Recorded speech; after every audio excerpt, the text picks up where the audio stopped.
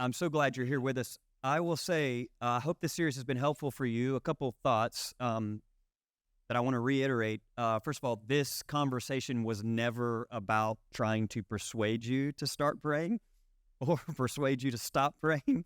If you find this practice helpful, continue to do it. We're just talking about as we evolve, as we grow, as we transcend and include, do we want to bring this with us, this ancient practice? And so we're essentially asking this question, can prayer still have meaning? Can it still be helpful? Can it still be a transformative practice for all of us?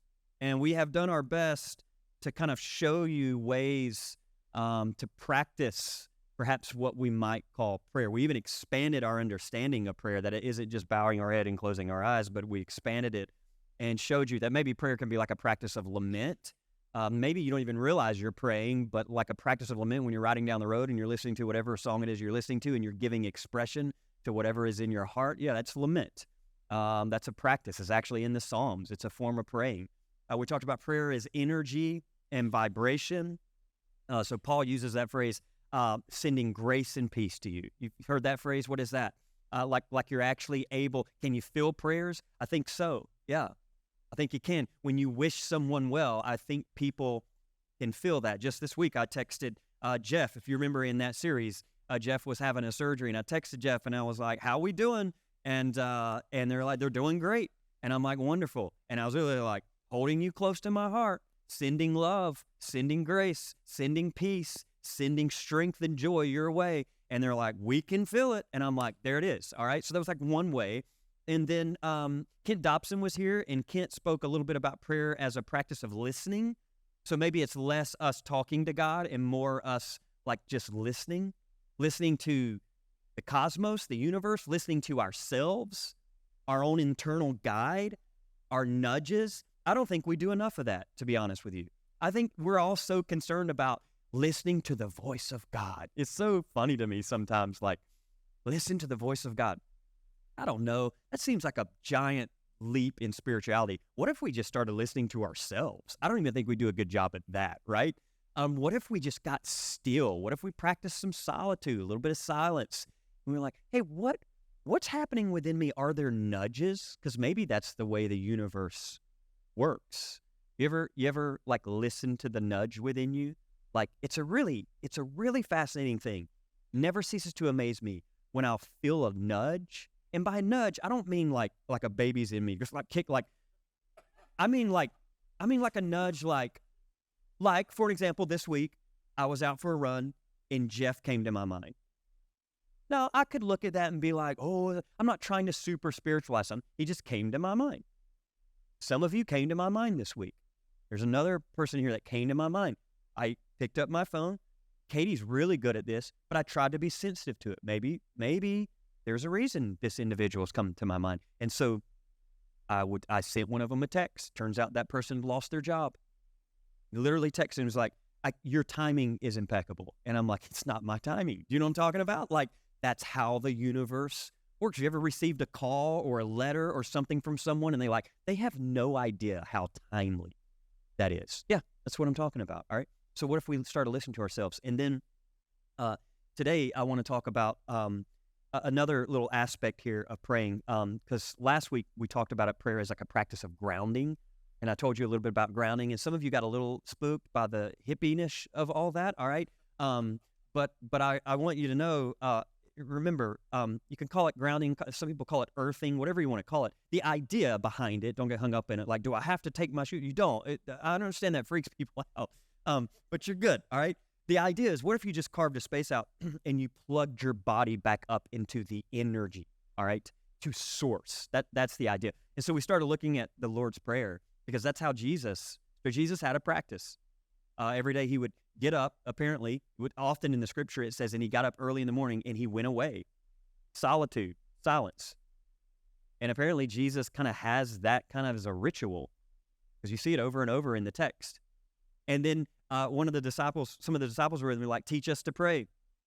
And Jesus is like, okay, here's how you do it. It's funny because it says, our Father who art in heaven, hallowed be thy name. What is he doing? He is essentially starting his moment of prayer by essentially acknowledging source. And it's like Jesus is showing us you can see prayer as a way of plugging your body back up into source. So that's where we started. So I just want to finish that. And today we're going to finish this whole series and we're moving on. But I want to talk today a little bit about a phrase that you've heard, and we're going to take the back half of this Lord's Prayer. But you've probably heard this phrase when a catastrophe happens. Maybe you've heard people say, "Oh, thoughts and prayers." Have you heard this before? All right. So let's suspend judgment for just a minute, because I know some of you already are like, "Oh, God, vomit in my mouth." All right, like hang with. I'm sorry for the graphic scene, but I'm just saying. I know some of you are like thoughts and prayers. Let's not do that. All right. But we need to talk about it for just a minute, because I would be remiss to not have a conversation about prayer and not talk about this expression, thoughts and prayers. All right. So we're going to talk about that, but we're going to do it in this context. This is Matthew 6, verse 10. Here we go. And I'm going to read it. This is a New Revised Standard Version, updated edition. So you can hold this time. You don't have to say it. I think last week we freaked some people out in here. They were like, it was like a seance in here. What's going on? All right. So I want to read the Lord's Prayer. If you're here and you're an atheist, which we have some of those, if you're here, if you're a human and you've been in America for any amount of time, you probably have heard this prayer. That's what I'm saying. Like, even if you don't like associate with any type of religion, you're probably familiar with this prayer, right? This is Matthew 6, verse 10. But I'm going to read it in this version, all right? May your kingdom come, your will be done. So we're picking up a little later, right? So it's our Father who art in heaven, hallowed be thy name. And then he says this, may your kingdom come, your will be done on earth as it is in heaven. Give us today our daily bread. Now, we could stop there and preach for a hot minute, all right? He did not talk about getting tomorrow's bread or stacking up your security, all right? This is daily bread, all right? And forgive us our debts as we also forgive our debtors. And do not bring us to the time of trial, but rescue us from the evil one. Now, there was a later group of people that came along and they were like, yeah, we don't like that he ended with evil one. And so they added an addendum which simply says, for thine is the kingdom, the power, the glory forever and ever. Amen. Which is fine. It's great if that's your thing and you love that. That's awesome. I would just say, you know me, like let's just end it on evil. All right. Like why are we going to add? It's almost like someone just say, I used to teach this at school all the time at Emory. I haven't heard that in a while, but I did graduate from Emory. But here's the thing. Still paying those school loans, people. All right. But it's really interesting because they would always tell us in school, they'd be like, listen, when you're giving a sermon, like even if you like when you land the plane, because there's like the way I give sermons is right now we're still in the intro, and the intro tends to go a little longer than I want, but you get an intro and it's like a flight. So think of it as you're taking off. All right. And then at some point I'll hit the apex of it. We'll level out for a minute and then we'll start the descent back down. And they always tell us in like preaching school, they were like, when you go back down to land the plane, never land it on like that, like the evil one, like always landed on something positive so the people will come back. All right. And I was always the one in school going, nope, we're landing on evil. All right. Like we're going to land it on evil. And here's the thing. You people are educated. You're smart. If you go to Vinings Lake, you practically have a PhD in theology anyways. So you can handle it. You can deal with it. I don't need to resolve or tie up the loose ends. We're going to land this thing on evil. All right. So yes. Okay, so let's get into this. Let's talk about thoughts and prayers. We'll bring it home toward the end, all right? And we'll go for it. All right. First of all, I love this phrase. Okay, so it's essentially our Father, all right, or Father of us who art in heaven, hallowed be thy name. He's acknowledging source. He's grounding himself in source. The practice of grounding, all right? But then it gets real interesting. It says this phrase that you've probably heard before, all right? May your kingdom come, your will be done on earth as it is in heaven. Now, in the first century, that word kingdom was a loaded term. So we hear it now and we're like, it seems a little barbaric, probably a little outdated. We could probably replace it. But kingdom, they knew something about kingdom in the first century. So when you're reading something like this, you got to know, like, kingdom was Caesar, right? So when he's using this phrase, it is a loaded political phrase in the first century. Your kingdom come, your will be done on earth as it is in heaven. Now, kingdom or will, I like to think of it like this. I don't often use that word kingdom because it's a bit outdated, but I will use the word realm. All right, so try that. Anytime you read the scripture and you're like, the word kingdom, just use the word realm. All right, that's kind of the idea behind it. All right, It's a realm or a place or a dimension where things are the way the divine intended them to be. Okay? So think about that for a minute. So if that's true, then what Jesus is showing us, again, we're getting insight into his own personal rituals.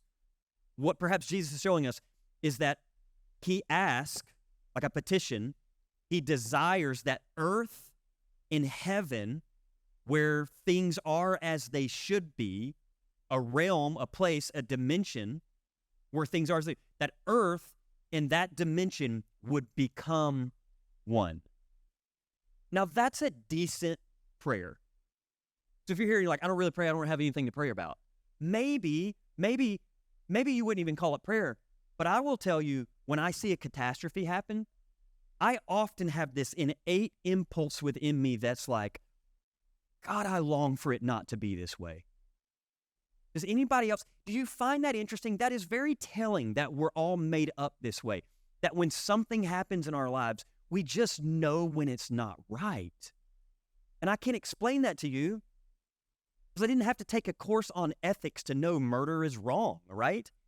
Innate within me, there's something. You can call it conscience, you can call it what you want, but there's something within me that's like, that's just off. That's not the way it's supposed to be.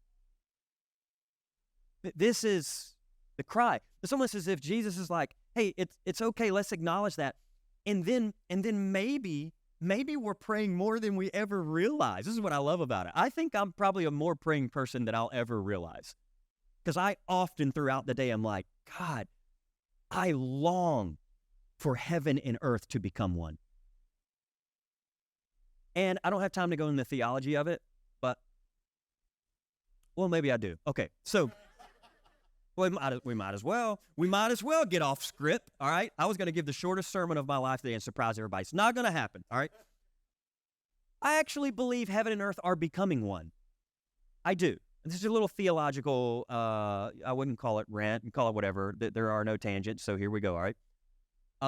I subscribe to what Desjardins called the omega point. And it's okay if you don't. I just actually believe we're heading somewhere. I think history's heading somewhere.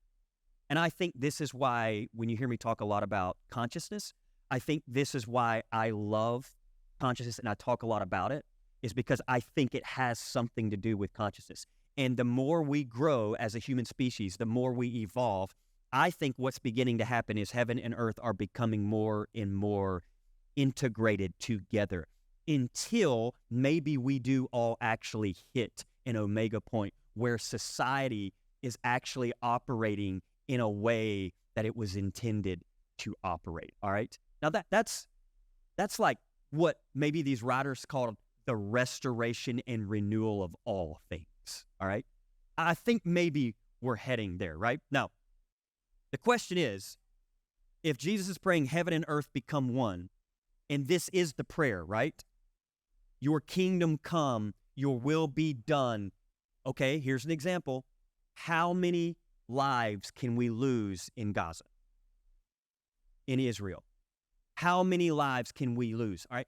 So some of you are like, yeah, what do we do about that? One way to start is to acknowledge that there is an impulse within us that just doesn't feel right. And regardless of where you are on a political spectrum, you probably know deep down inside, war just isn't going to solve problems. I think we all innately know that. I don't think anyone's, maybe there's a couple that are like, it's my first option, all right? And I will say that is why they call it the myth of redemptive violence. Because it does seem to appear that our leadership, whom we all brought to that leadership, doesn't seem to understand that this myth has been around for thousands and thousands of years, that war will bring peace. It just isn't true, because if it was true, we would already be at peace.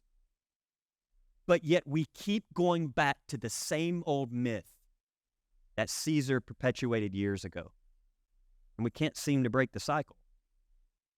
And so one way to do it is to stand up in a little community like ours in Mableton, Georgia. Like, what do y'all have to say about Gaza? We don't have a lot to say about it, but maybe one thing we can all agree on here in this room is, hey, God, may your kingdom come in Gaza as it is in heaven. I pray that for Mableton. I do. I don't know a lot about Mableton. I live in Mableton. This church is in Mableton, Smyrna. And I'm like, God, may your kingdom come. May your will be done in Smyrna, in Mableton, as it is in heaven. May your kingdom come. May your will be done in our home as it is in heaven. That's the prayer. The question is, how can this be done? How can the actual realm of heaven and earth become one? Well, this is what I love. You look at the Lord's Prayer. I want you to notice this. The first half of the prayer is about the divine. Okay? Your name, your kingdom, your will. The second half of the prayer is about, here we go, the human. You notice this. So the first half of the prayer is about the divine, your name, your kingdom, your will. Second half of the prayer is about the human. Notice, here's where we're going to go. Our bread, our debt, our temptation. It's like the prayer is a call and response. Well, come on now. It's like Jesus is showing us something about his little ritual, his little practice here. It's like he's saying, here's how this thing works. There's petition, and then there's participation. Well, it's like he's saying the divine and the human come together. And when the divine and the human come together, heaven and earth will begin to come together. Now, to get at that, I need to show you the human part. So we looked at the divine part as a practice of grounding. Ground yourself in the divine.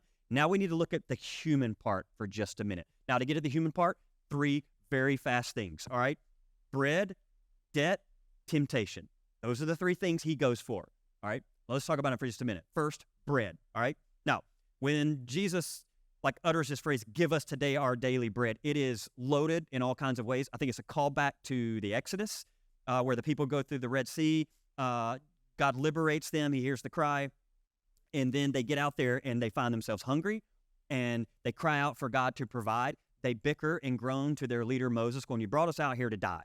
And just the day before, God did a miraculous thing and parted the Red Sea. And then the next day, they'd totally forgotten about it. And they're like, well, we're going to die. And then God provides manna. They didn't even know what it was, substance, manna from heaven. And this is a callback to that. It's almost as if maybe these writers are like, hey, just remember, when you find yourself in a situation where it's like, God, I don't even know if the divine's anywhere to be found.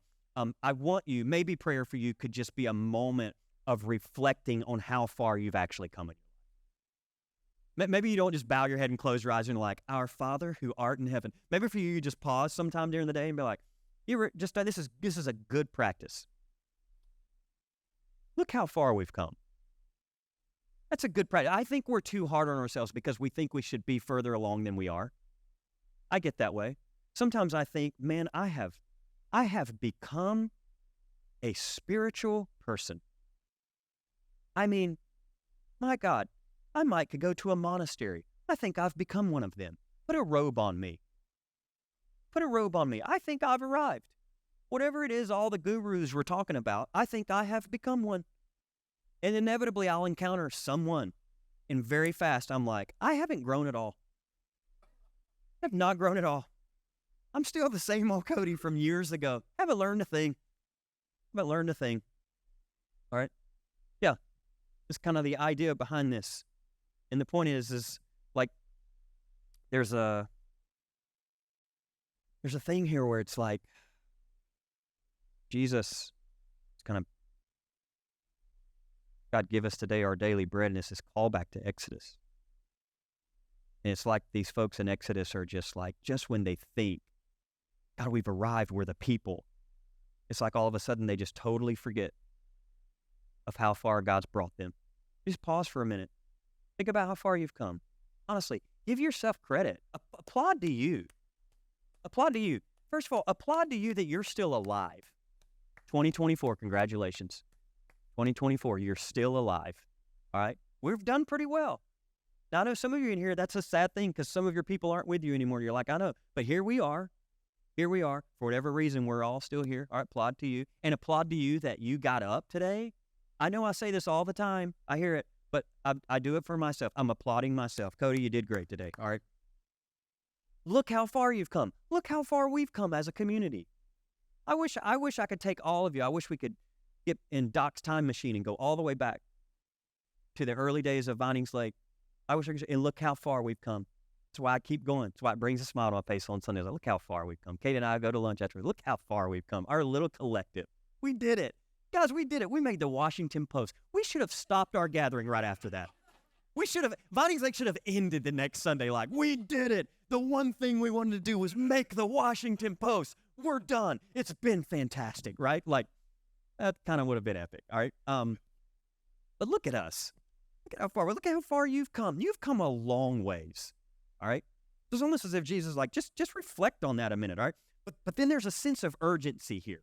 So it is a call back to Exodus, but there's a sense of urgency to this petition. This is a question of survival in the first century. So when Jesus says, give us today our daily bread, it's not like, okay, God, if you could just provide that third vehicle for me. There's a sense of urgency that I need this, all right? And just hang with me. That isn't, I don't, by the way, actually, I'm all for you requesting whatever it is. If you're in full conversation and communication with ultimacy, do it. Whatever leads you there. If that's that fourth Mercedes, I'm okay with that. Just do it. Like, I don't care. I'm not judging. I'm just saying, if somehow that fourth Mercedes leads you into conversation with ultimacy, go for it. All right? Now, you might find ultimacy may not, give you the answer that perhaps maybe you thought. All right? But go for it. All right? I want you to know in this moment in the first century, this was like a legit, real, urgent cry for daily bread. All right? And the reason there was an urgency of this position, the problem was not the benevolence of the universe. I want to be clear. The problem was distribution of the bread. That's always been the problem. It was Gandhi who said, we've got enough for everyone's need, but not enough for everyone's greed. The problem has never been the benevolence and generosity of the universe. It has enough to sustain the human species. The problem is systems of people that we have created that don't know how to distribute the actual bread. All right? Well, we're doing it. We're doing it now. Super Bowl Sunday. Let's go. All right. This is a prayer about economic structure. This is a prayer that had real implications in the first century. Because in the first century, Caesar used to put on what they call bread and circus shows. Essentially, he would distract his people from the oppression by making a spectacle of giving out, quote, free bread, because Caesar is the one who provides. And so he'd give out free bread, but then they would have their stadiums would be filled with gladiators. Now, that has no relevance to America, where we will have a stadium filled with gladiators tonight, that we will all sit and eat and watch them pound each other in the head. And some of you are like, I don't watch football. I'm there for Taylor, all right? I know, I get that too. And I want you to know I have the utmost respect for you, and I appreciate your loyalty to Taylor, all right? But if you would follow Jesus more than, anyways, I'm just, you know some youth pastor somewhere. Some youth pastor somewhere is like, now students, I want to talk a little bit about your allegiance to Taylor Swift. She doesn't need to be your Lord and Savior, but Jesus, he can be your Lord and Savior. All right? Anyways. All right. So Caesar would put on these bread and circus shows. By the way, this is what they said, that was another reason why the table became so epic in the first century, followers of the way. Because they were called followers of the way. Followers of the way of what? They were saying, we're not following the way of Caesar and his war. No, we're following the way of love. And then what they would do, they would gather and they would eat bread. And you talk about something deeply political. They would eat this bread. And by eating this bread, what they were saying was, Caesar is not our provider. God is our provider. Didn't even realize that. While we're taking the table, you're like, I just thought it was bread and wine. Oh, no, you're making a political demonstration. Like you're protesting. Caesar doesn't provide for me. God provides for me. So implicit in the request is a recognition that bread comes by way of the community. We are invited to cooperate in this daily supply of what is necessary. Now, I've heard you ask this, and I've heard some people ask this. How come God appears to answer some prayers but not others? You ever asked this? Have you ever genuinely, sincerely asked God to answer a prayer? And it feels like sometimes God answers some but not others, and you can't figure out why. I don't think it's a bad question. I think people have been asking that question for thousands of years. But I will tell you, I think the question is trapped in categories that aren't helpful. And what I mean by that is I want to actually give you a simple answer, okay? How come it appears God seems to answer some prayers and not others? There's one theologian, his name is Thomas J. Oord, I believe, O-O-R-D. He talks a little bit about this, and he wrote a book called The Death of Omnipotence. And if you're unfamiliar with that, because I think what you're getting at with that question is God all-powerful? Is God all-powerful? And there is a large group of scholars and theologians that have come along recently, and they have really stepped in to provide some depth to that question. Because really the question is, if God doesn't answer prayer, then maybe God isn't all-powerful. But if God is all-powerful, then why does God allow these things to transpire? And arguably, this is what they call process theology. I don't want to bore you. But the idea behind it is they would say, actually, God isn't all-powerful. Now, that may be like a heretical statement to you. Like, what do you mean? If God isn't all-powerful, then God isn't God. I think the premise behind it is that in God's power, God shares God's power, right? And so there's been some people work on it. All I'm saying is there's been theologians for years that are trying to figure out that question. Why does it seem like God answers some but not others? I mean, why is it like God provides this parking space but seem to turn his back on the Holocaust? Why couldn't God stop Hitler, but yet we pray, God, I just thank you for your blessings. You provided my daily bread. And by daily bread, you mean that $100 filet mignon that's sitting in front of you. You know what I'm talking about? You're like, God has really blessed us. You do realize there's like, and I'm not, there's no judgment here, but it's you understand there's a sense deep within like that feels really weird to me. Why would God provide like extra comfort to people in America, and yet there are people right now who desperately, literally need just a little bit of bread? And I would just say this to you: how come God appears to answer some prayers and not others? Here's a very real, honest answer from me. I don't know. I don't know. I have no idea. And the truth is, no one does. No one does. Now, we can have all of our theological conversations, and we can have our political conversations, and we can be like, I'll tell you what, really, no one knows. No one knows. However, I do want to tell you this. I have had moments where I seem to ask God, why don't you do something? And it is a form of lament. I mean, I've cried out to God, hey, God, don't know if you noticed this, kind of walking through something here. Be great if you did something. I mean, just like that. Do you know what I'm talking about? Like, yeah, that's a lament. Like, just get it out. I sometimes watch the news. I don't much, but I watch it. I'm like, boy, God, that'd be nice if I don't know what you're up to today. Probably got a busy schedule, but it would be great if you do actually step in and intervene. Now would be a good time. Now would be a good time. In Gaza right now, boy, it'd be a great moment for the divine to step in and clear some things up. Right? In your situation, it would be great if God does intervene on occasion, it would be great for God to intervene now. I'll often ask him, why don't you do something? And here's, not always, but occasionally I've heard this. Sometimes if you listen closely, you may hear this too. It's like I hear the divine whisper, I did do something. I made you. You hear that? And then if you listen closely, sometimes it's like I hear the divine going, so you're asking me, why don't I do something? And I'm telling you, I did do something. I made you. And then I'll listen even further. And this is happening a lot, but sometimes I'll hear this. Why don't you do something? Isn't that like the divine to flip the question back on you? God, why don't you do something? And it's like God's like, I did. You're it. Cody, why don't you do something? And, of course, I have all my excuses. Well, for starters, I live in Mableton. Right? These are excuses. No, that's bread debt. We're just going to run through this one. We don't have time to talk about debt. That's just too much for us. He says, forgive us our debts as we also forgive our debtors. Okay, when he writes about debt in this prayer, he is specifically talking about money. All right, I want you to know that. Now, some of you you've heard this before. You're like, yeah, but it's larger than money. It's forgiveness.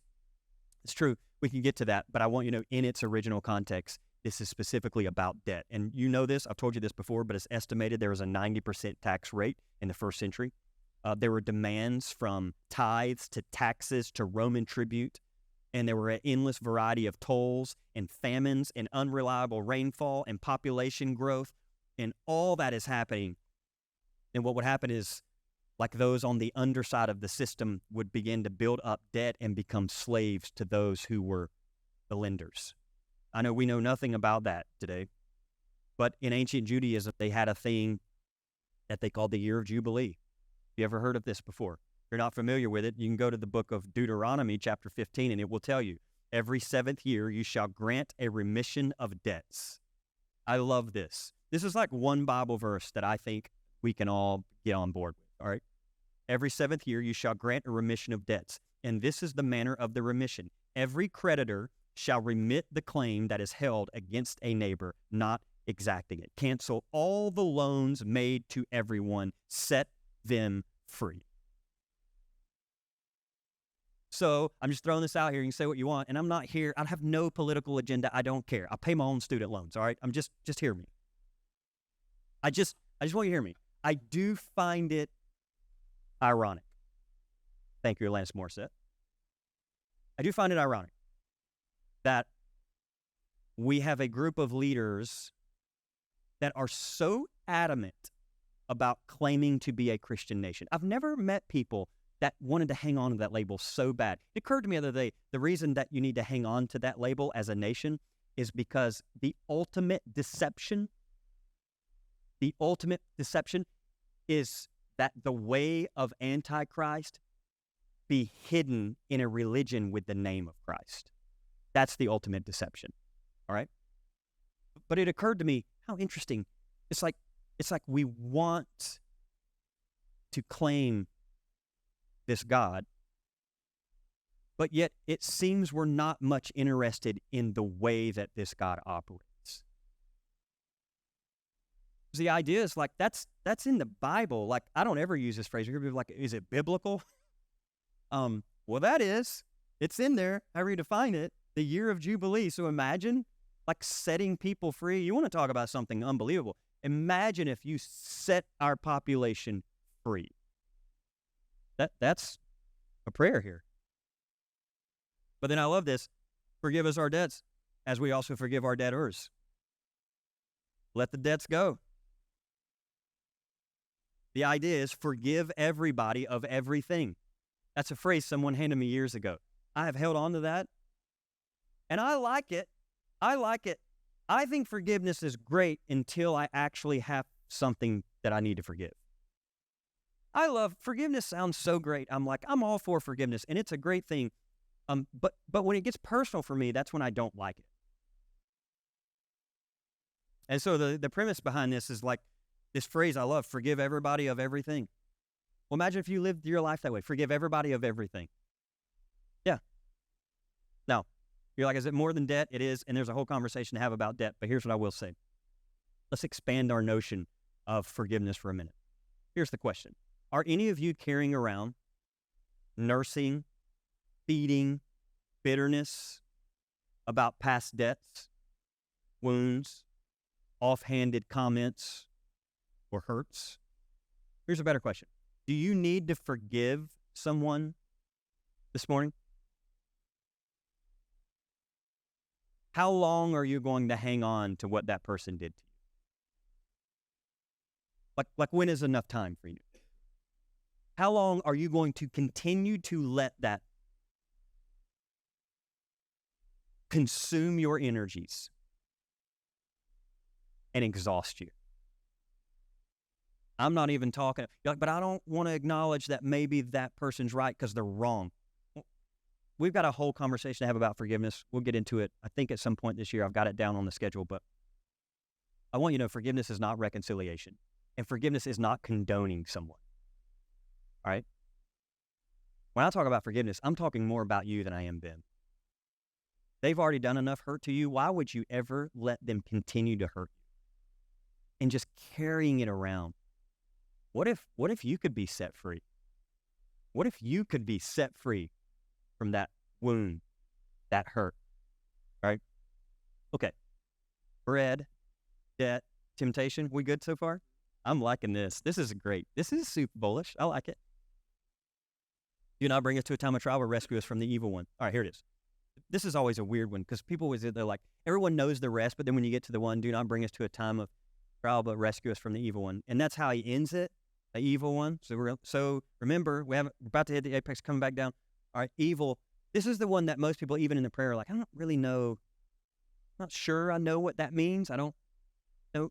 And I think it's great to kind of just look at here. And here's my take on this, okay?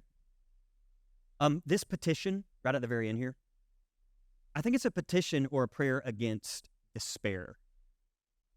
Even more specifically, I think it's a prayer against being overwhelmed and tempted to respond to others the way they have treated us. Okay?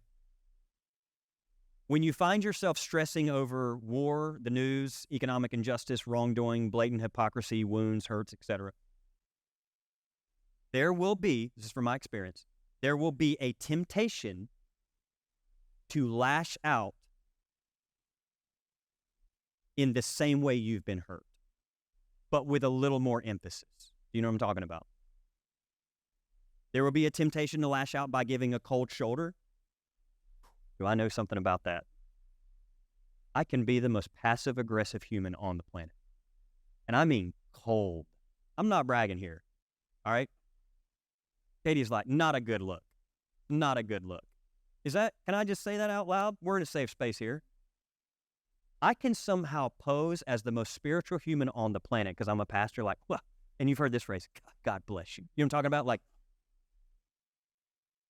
but man, I can cut someone without saying a word. Anybody else like that? Yeah, you know what I'm talking about, right? You ever walked into a space and it's like cold shoulder? I mean, like, done, right? Yeah. I think that's what, like on a literal level, I think that's what Jesus is getting at here, okay? When you act, because innate within this prayer is action, what we're talking about. When you act, be sure your action is not a reflection of the opposition. We are not to let the opponent dictate the methods of our opposition. Let me say it like this. We cannot overcome evil with more evil. This is why Paul said, if you want to overcome evil, you overcome evil with good. We must be careful that we don't become the very injustice we are trying to oppose. As one writer said, whoever fights monsters should see to it that they do not become the monsters they're fighting. And I think this is true for us as religious folks as well. And particularly for us in this space, in our collective right now, that as we evolve and as we grow and as we leave unhealthy, toxic systems behind, let's be sure that as we do that, we don't become the very fundamentalism that we just left. Okay? Because hear me when I tell you, I speak from experience. When my Red Sea experience happened, and I got set free and liberated from the religious system that I grew up in, I want you to know, I ran so fast and so hard to the other side, you couldn't catch me. Gone. And I ran so far. So I went from conservative, moral majority, Jerry Falwell, Like, I'm out as far and as fast as I could run to full liberalism on the other side, all right? And the next thing I know, I hit a wall. I mean, I literally ran up against, and that's just what I do. I mean, bam. And I look up, and I start looking around. This feels familiar. This looks familiar. And it occurred to me, oh my God. This is the same thing you just left, just with different language.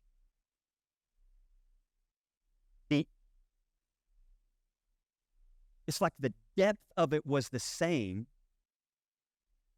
but the wording was different. It's like the impulse was the same, but the veneer was different. And I realized you just swapped fundamentalism.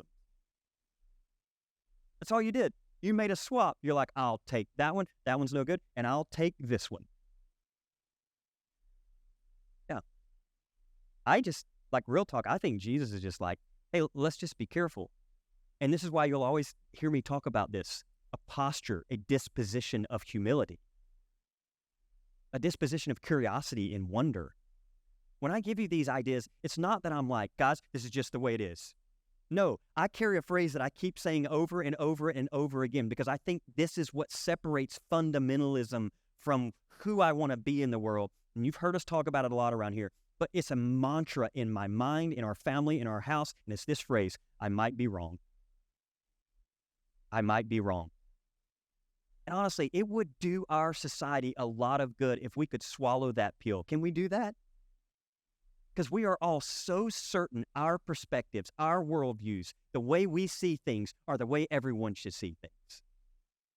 And we're so dogmatic about making sure everyone sees the world the way we see it. But how boring would that world be?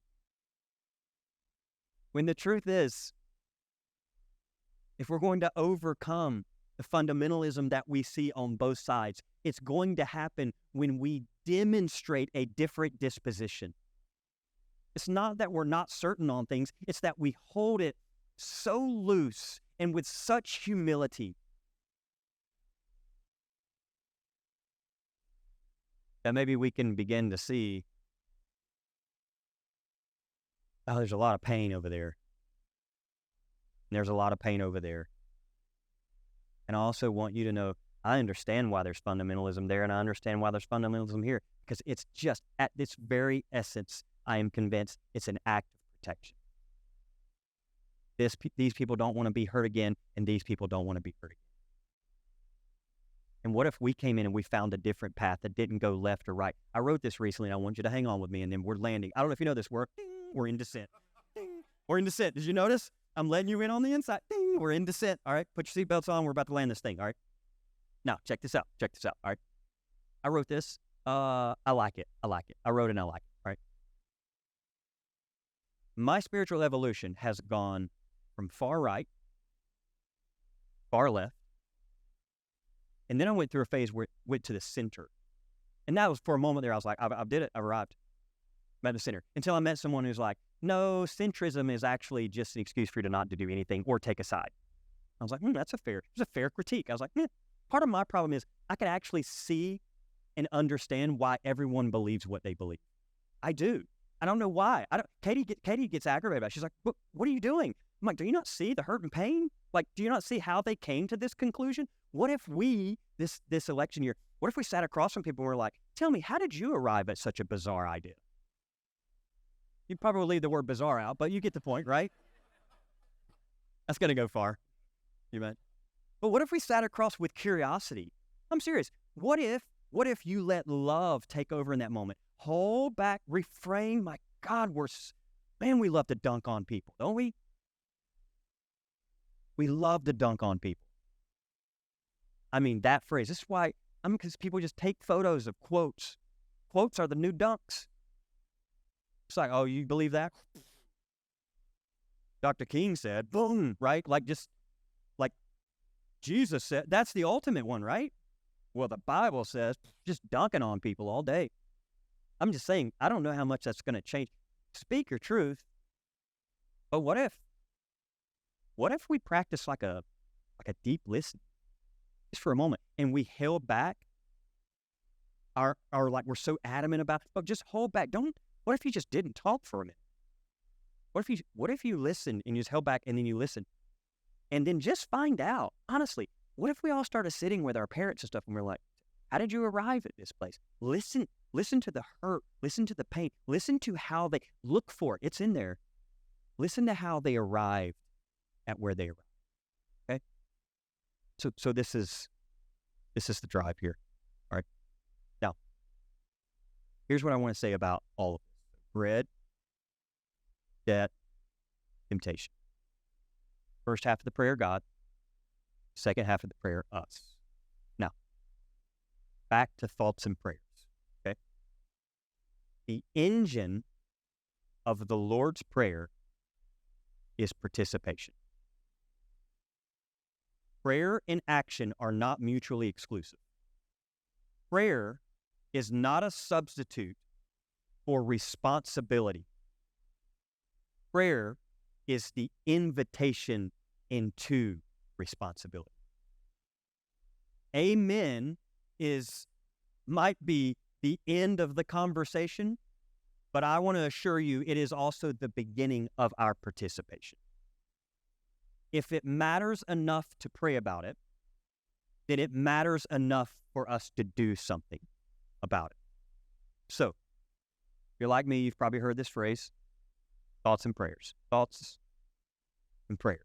Now, I also want to start right here and just say, I think the notion, the expression, the cliché, thoughts and prayers, perhaps comes from a great place. And I think sending energy is great. And I actually think thoughts and prayers are a good start. It's great. Here's the problem. Thoughts and prayers aren't bad. They're just not enough. They're not enough. It's a great sentiment. It's just not enough. Okay? And I think this is why Jesus said this so well. James said this so well. Faith without works is dead. Because Dr. King, who said this, morality cannot be legislated. I love that. Hang on to that right there. By the way, this man, the more I read, the more I study, the more I realize somehow this man was tapped into love, unlike few humans I've ever seen, ever heard. Morality cannot be legislated, but behavior can be regulated. Isn't that great? Judicial decrees may not change the heart, but they can restrain the heart. I would say to you, thoughts and prayers are great. But as one writer said, there is some deep hypocrisy, something deeply hypocritical about praying for a problem you are unwilling to resolve yourself. And perhaps if you're looking for a Bible verse on thoughts and prayers, I give you Isaiah 1:15. When you stretch out your hands, I will hide my eyes from you. Even though you make many prayers, I will not listen because your hands are covered in blood. And so I think this is what Jesus is getting at. I think he's showing us it's always been call and response. It's always been call and response. It's the divine and it's the human. It's the merging of both those together. So when we talk about the kingdom of God coming on earth as it is in heaven, there is an actual way that happens. And to continue to stand up and just use a veneer called prayer, I'm praying for you when catastrophes are happening and you actually have the ability to do something about it, is the very definition of hypocrisy. I would also add, I think it's the very definition of what the Ten Commandments talk about when they say stop taking the Lord's name in vain. It is literally taking the Lord's name in vain by calling on God when maybe God has been calling on us. Why we keep asking the divine to do something, it's as if the divine is looking down going, I did do something. It's you. It's you. The question is, why don't you do something? So maybe we just add it like this, okay? Maybe it's thoughts and prayers. We don't want to take that away. That's great. Sending and receiving energies. Maybe when you see it, you're like, oh, it's not quite complete. It goes something like this. It goes thoughts, prayers, and participation. That's it. Thoughts, prayers, and participation. Here's all I'm inviting you into this morning. You could very well be the answer to someone's prayer. You could. I mean, somebody could be praying something for years, and you could actually, imagine if you were that person. You answered someone's prayer of 20 years. You could. It could be a very simple thing. It could be a very simple thing to you, but monumental to them. This is why I'm telling you, lean into your internal guide. Lean into the nudges. Yep, thoughts and prayers are great, but it's thoughts, prayers, participation. Okay, how'd we do? We're good. We're done. Okay. Wait, hold on. Hold on. We're not done. Don't cut the recording. We're not done. All right. First of all, let's talk about this for a minute. All right. I'm not sure if you're applauding because you're like, content was great, sermon was great, or I said we're done. You're like, woo, yeah, we're done. Let's get out of here. All right. Either way, I want you to know I love you. All right. Shall we close on a Shane Claiborne? This would be a good one to close on. Let's close on his quote. All right. I think I got it up there. This is Shane Claiborne. All right. Listen to what Shane, you know our brother Shane. He's the closest man to Jesus I think that we have in our century. He says this. Oh, by the way, Shane just had a baby. Whole nother thing. All right. He had a baby. It's like Jesus had a son. We just found out. All right. That's the whole thing. All right. But Shane said this, and listen to this. This is it. If you were to sum up the sermon, or you were to sum up the Lord's Prayer, if we ask God to move a mountain, God often gives us a shovel. There it is. There it is. God, move this mountain. Here's a shovel. Yeah. All right. Vinings Lake. What a joy this series has been. Came out of nowhere. I only did it because you asked me to do it, and we did it. We certainly didn't exhaust it, but I hope it was good for you in some way, okay? Oh, people, I hope you have a fantastic Sunday. Get your shovel out, all right? We're not just going to ask God to keep moving mountains in Mableton. We're going to start digging. You know what I'm talking about? That's what we do here. That's what we do here. So, thoughts, prayers, participation.